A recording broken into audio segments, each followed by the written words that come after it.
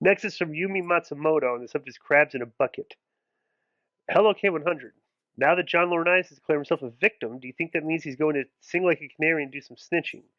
Because if he does, who knows what other crazy stories or come out. No pun intended. Personally, I really doubt he's a victim, but who knows what some people do to take the blame off themselves. It's like the crabs in a bucket theory, or even Nino Brown from the movie New York, New Jack City. Quote, if I'm going down, I'm taking a whole lot of people with me, unquote.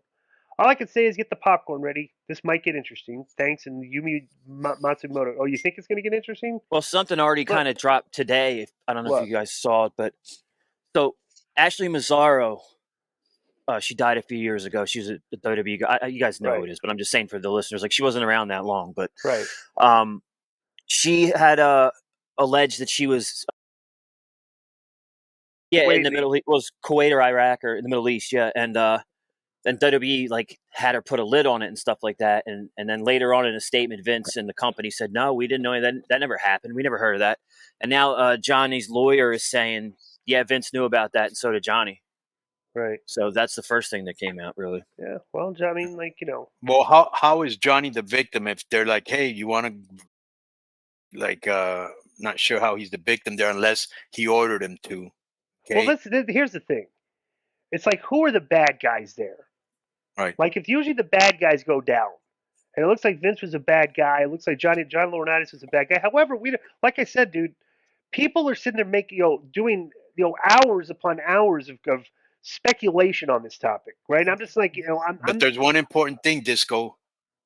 Johnny's already spoken out, which means something. You know what I'm saying? Well, his lawyer spoke out. Okay, right. But what's he going to do? He's like, he's being accused.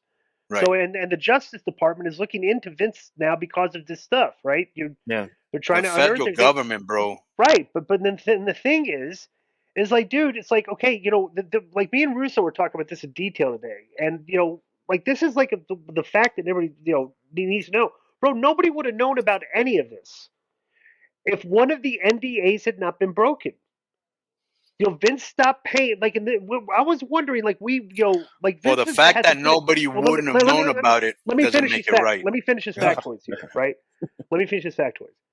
So the thing is Vince, like, knew that this chick would sue him if he broke the NDA. Right. He still stopped paying her with knowing, okay, I can get sued by I'm not afraid of getting sued by this girl, which is what it looks like. First thing that because there's no discovery. We don't. I don't know.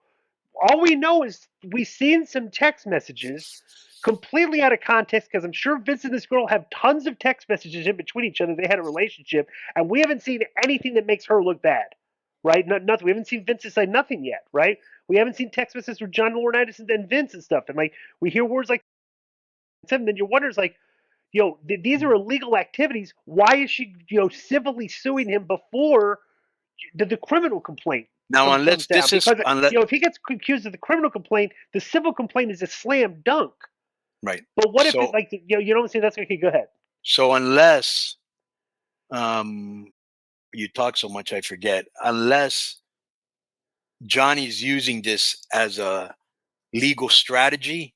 Yeah. He's already come out against Vince. Right. With that statement. You know what I'm saying? Yeah.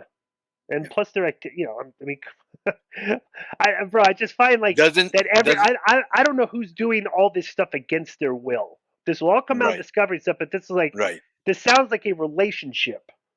You know what I'm saying? So when you use the word, so I'm like, those are great buzzwords. Right. You know that. Well, we'll see. We'll see. Yeah. We'll see.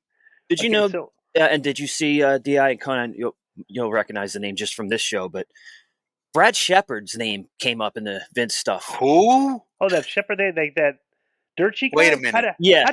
Let me hear this. I know. So you don't know him, Konnan. I do. But wait. As a matter of fact, I think I do. Isn't that this? I don't know him, but isn't this the guy that Billy Body was getting information from? Yeah, it's about this. They're buddies and all that. Yeah. So and Brad was very upset that you didn't know who he was. By the way, I don't know if you knew that. Why would I know who he is? We've never met. We've never met. Who is he? Like, okay. He's like a wrestling guy.